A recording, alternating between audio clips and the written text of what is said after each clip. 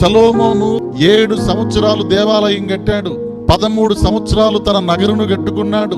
దాదాపు 5 సంవత్సరాలకి పైగా తన భార్యకు ఒక నగరు కట్టాడు. తన తండ్రి అయిన దావీదు సంపాదించినటువంటి మొత్తము ఈయన ఖర్చు చేశాడు.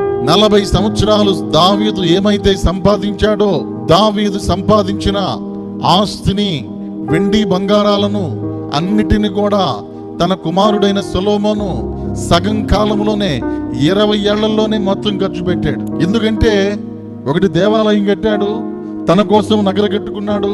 ఇంకా తన భార్యలు, ఎంతమంది భార్యలయ్యా బాబు అంటే 700 మంది రాజకుమార్తెలు, 300 మంది ఉపపత్నులు, అందరికీ తల ఒక ఇల్లు కట్టిన ఎన్నిళ్ళు అయ్యా బాబు అంటే 1000 ఇళ్ళు. విపరీతంగా డబ్బులు ఖర్చు పెట్టాడు.